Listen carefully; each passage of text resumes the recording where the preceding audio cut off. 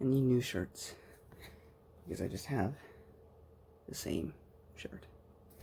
So, we're here. But before I do that, welcome back to the Star Wars Expanded Universe. Now redone by Disney or current Lucasfilm.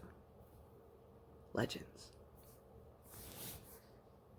So, we're here at the first part of the trilogy. Father, Son, Holy Spirit, the Trinity of Star Wars books.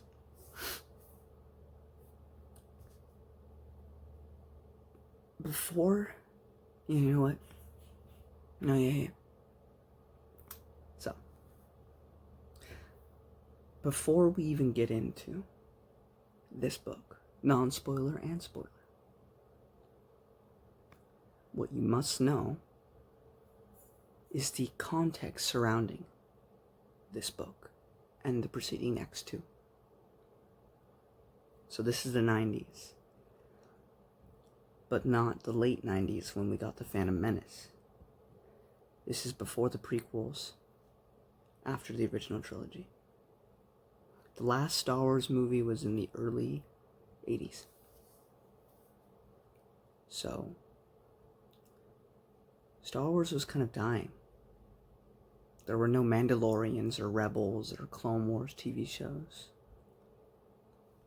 Merchandise, that only goes on for so long before people get bored. And Star Wars was just kind of dying. There was The Splinter of the Mind's Eye. It's like a book that came out for Star Wars. And that was about it. But other than that, there was no Star Wars anymore. People were getting over it. And there were no prequels yet to reinvigorate it. Whether you hate them or love them, it created a lot of excellent content in the expanded universe. But there was no expanded universe yet, really. This was like the start of it. And this is why people consider these the true, at least some people consider this the true episode 7, 8, and 9. Because it just feels like Star Wars. But yeah, I just thought it was important to know that historical context surrounding this reinvigorated Star Wars. This made Star Wars popular again before the prequels. It, started all these books. Some books that have already written, this spawned those to be created. The X-Wing Rogue Squadron and Courtship of Princess Leia, these all exist now because of these books. Now, I'm not gonna wiggle Timothy Zahn's tail because Allegiance and Choices of One, to me, were boring. They were boring for a good portion of it. Some of it was really good. It was a little sprinkle of what was to come here. But a lot of it was boring. And I'm not going to be a Timothy Zahn shill and just say it was good because it's him. I know his significance to Star Wars Expanded Universe, but I'm gonna say how I feel. I'm not gonna let his status affect my overall opinion of the book. However, I can say, without a shadow of a doubt, that the praise that these books get is not undervalued. Like, it really is as good as people say it is. So, I don't even really want to tell you anything about it. Thrawn is amazing. Thrawn, it's Vader and Palpatine, like greatest villains of all time in Star Wars. This made me put Thrawn above Vader. Honestly. He's not above Palpatine. Darth Plagueis, still the greatest villain ever. Darth Sidious is the greatest villain ever. But Thrawn could rival Palpatine's intelligence. Though I do not believe he is smarter than Palpatine. But who knows? He might be. But yeah, that's what this book did. So, non-spoiler, I don't even need to say anything. Go read these books. If for nothing else in the historical weight that this had on Star Wars, you need to read these. These are really good. Heir to the Empire. Read it. I'm sure I'll say the same thing for Dark Force Rising and The Last Command. But we'll see. I will try to, not let my hype that I now have after I've reading this one affect my judgment later on. But this book is excellent. Go read it. That's all I'm going to say. Takes place 5 years after the Battle of Yavin. Takes... Yesent?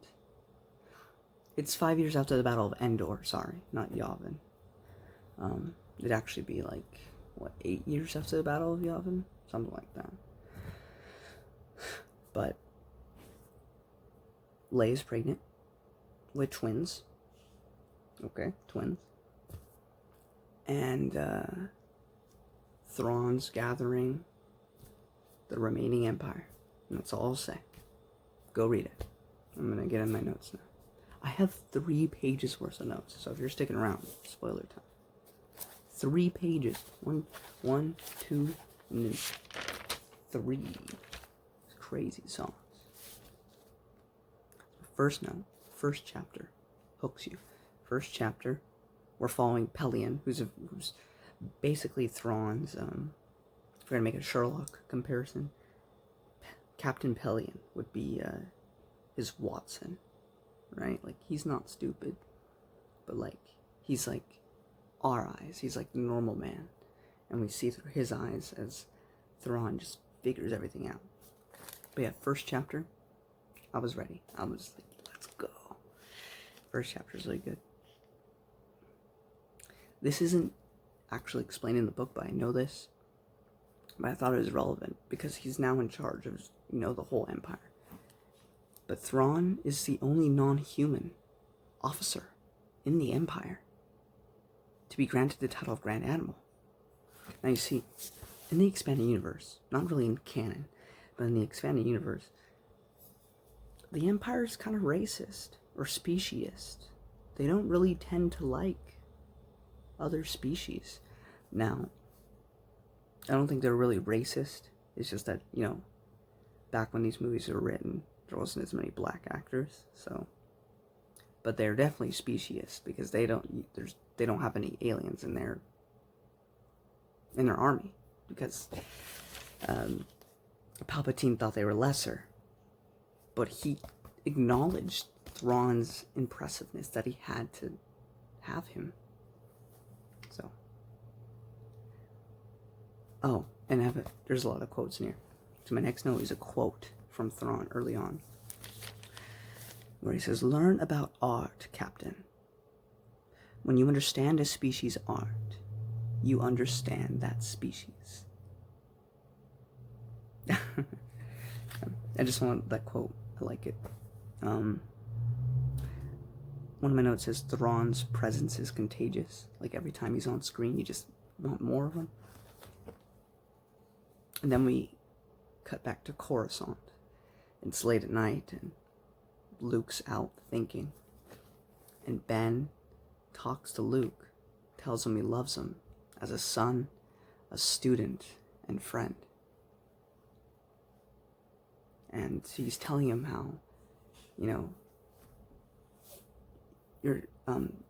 he's telling him that, there's only so many times where you can be a Force ghost before you sizzle out and kind of just become a part of the Force. He won't be able to do this forever. So this is one of the last times he'll be able to talk to Luke before he's really, gone. So now Luke is scared because he's I'm going to be the last Jedi. And he's Ben says, not the last of the old Jedi, but the first of the new. And that was really cool. Also, Leia's 3 months pregnant. Yes, to Han and Leia banging, because they deserve to be happy. I really feel that Zahn in these books understands Luke. I was kind of annoyed. I don't think I really mentioned it. Maybe I did in my review of Allegiance and Choices 1. I didn't particularly like how Luke was portrayed. I don't think Timothy Zahn really understood where they were at that point in time.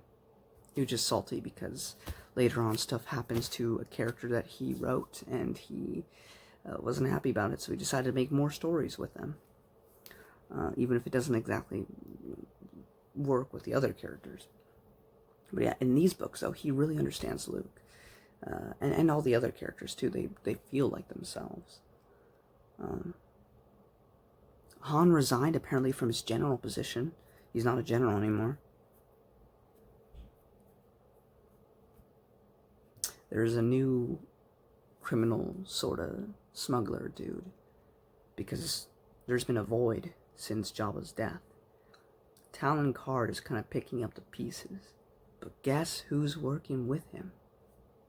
Mara Jade. We haven't seen her since the comic book. So this is apparently where she ended up.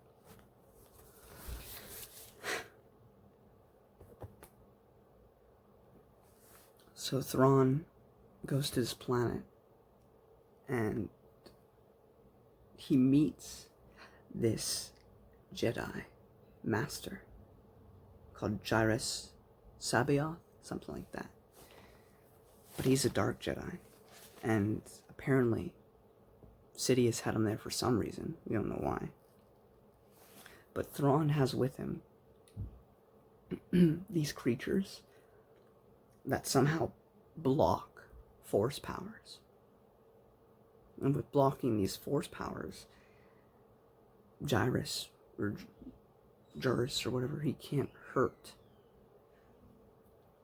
Thrawn. He can't use the force while Thrawn is taking care of these things. So it's a good way to have someone that's like a non-force user be able to still be intimidating toward another character that's technically more powerful, because he worked a way around it. And I also find it interesting because later on we're going to use Song Vong, who are impervious to the force, so that it's a good way that they tied that in later on. And here we learn that the Emperor used battle meditation during the Battle of Endor. And when he lost his focus, focusing on Luke, it helped the rebellion win.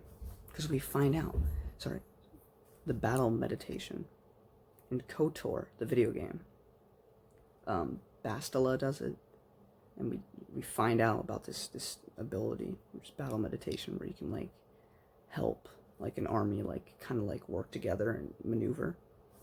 But the Emperor was apparently doing that for like years, so that way they would win every single time. And just been training him. So I just thought that was interesting.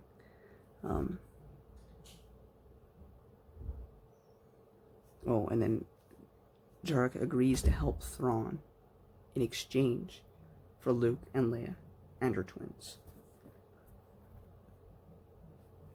Also, we find out Jarrus is a clone of a Jedi Master, which is crazy, because this was before the prequels. So the Clone Wars were just a word that was kind of mentioned in Episode 4, but there was nothing really for it. Just kind of like an offhand remark. The prequels weren't made yet, but it's really cool that it still fits with the prequel stuff. Unintentionally, might I add.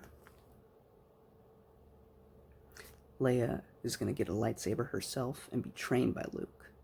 Luke's kind of nervous about that, because he's been fine being like a Jedi himself and giving wisdom to other people like he did to the guy in Courtship of Princess Leia, but to actually have to teach someone and have that responsibility, it's kind of scary.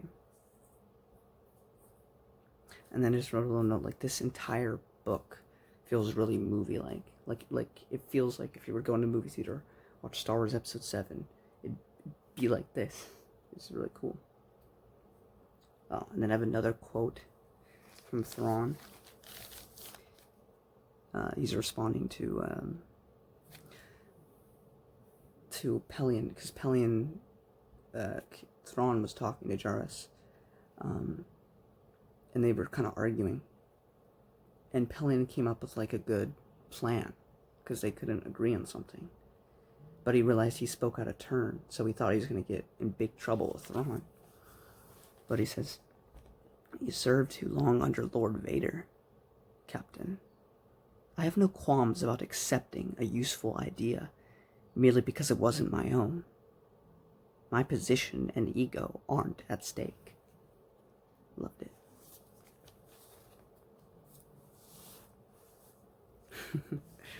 Han, Luke, and Leia eventually split up, but their journeys still ultimately lead Han and Luke to Lando. Like, they both end up needing to see Lando. So I thought that was cool.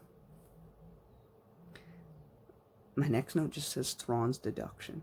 Like, Thrawn's, like, the way we get to see his mind work as he figures out stuff, because, like, there's these, like, new creatures called the Nogri that have been attacking Luke and Leia because they're trying to capture them for the Dark Jedi. But Thrawn's ordered them to do this. So they try to come up with a plan where they bring Leia to Kashyyyk, the Wookiee planet, and, like, do a switch. And they make 3PO, like, sound like Leia to, like, change his voice up. They try to switch ships to do that. And the way Thrawn figures out the truth is just, it's so good. And then finally the last page. A Wookiee that speaks Basic. He doesn't actually speak Basic. It's just so that we know what he's saying. But it's really weird to imagine even hearing Wookiee speak Basic. It's weird. Luke and Mara meet. He's trying to go meet the Dark Jedi because the Dark Jedi is, like, speaking his brain. So he feels compelled to go to this planet. But Thrawn intercepts him for reasons, if you read the book, you know. So he does, like, this weird, crazy maneuver with his X-Wing. And it makes it so he's, like, stuck. Like, he gets away, but now he's stuck. Like, he can't go anywhere.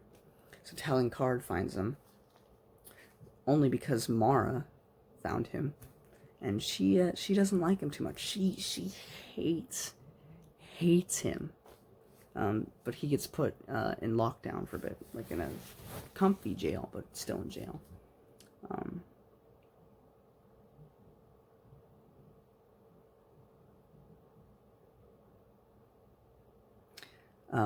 My next note, love Lando and Han. As I said, Chewbacca will always be like Han's brother. And then Lando and Luke are like his two best friends. Now Luke, of course, is his brother-in-law. You know, he's going to love him. But he's known Lando longer than he's known Luke. So their bond is just, their relationship is written well in this book. And I enjoyed it. So the aliens that have been trying to kidnap Leia and Luke, one makes it to Kashyyyk and tries to get Leia in her sleep. She wakes up, and he doesn't do anything to her because he was sniffing her. Kind of weird. But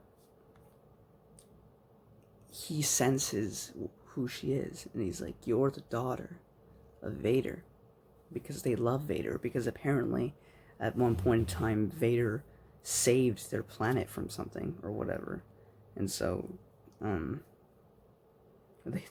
they want to follow Vader and do whatever Vader says and obey him. And so when Vader died, they went to his heir, which is Thrawn, because Thrawn's now in charge of everyone. But then when they find out that this is like a blood heir, they stop. So I thought that was cool. That was obviously a big spoiler, and if you are in here when I'm talking about the book, then it's your fault. Mara and Luke's relationship, it's super weird. Because I know their future. And this is spoilers for future on, but they're going to get married. They're going to be husband and wife. So it's being a situation where she just has this unending, like, think of like the biggest racist on the planet, right? You know, hateful, whatever. She despises Luke. She hates every fiber of his being, and he doesn't know why for a good portion of it. He does eventually find out. But she despises him for ruining her life, for getting rid of the Emperor, for ruining her prestige, for ruining who she was. She was important. Now she has no direction. She has nothing. She's nobody. And she just has this constant need. Like, she wants to kill him, but circumstances just don't allow it. She can't do it. Because that was like the last dying wish that the Emperor had, was kill him. And she still wants to by the end of this book. But circumstances just make it so she had to work with him and couldn't do it. And yet they still have this, like, already, like, connecting relationship, even though she despises him. And I think it's really fun. And then one more quote by Thrawn. All men want power, and the more they have, the more they want. I just really like it. Only have one more note left. This is like near the end of the book. Akbar's arrested? What the frick? Why? No. Better save Akbar. That fish brain is amazing. And I don't enjoy how they kill him off in the new movies either, might I add. That was stupid. But they better go save my fish boy. And that's about it. These weren't too spoiler heavy. There are some certain big plot points I spoiled, but overall, I didn't like even really ruin the ending for you. Minus that like last little tidbit. But yeah, it's as good as people said it was. It's fantastic, and I'm excited to read Dark Forces Rising. I'm excited to see more of Thrawn. Thrawn was like the best part of all of it. Like every time Thrawn came on, I just love listening to him or reading him. But you know, it was fantastic though. Fantastic, fantastic, fantastic. If you have not read it, even though you listen to me spiel, please go read it. It deserves to be read. It's so good. And if you were even disappointed in the slightest with the sequels, you owe it to yourself to read this book. Alright? Good. Great. I'm going to go now so I can get started on the next one. And I'll see you when we get to that one.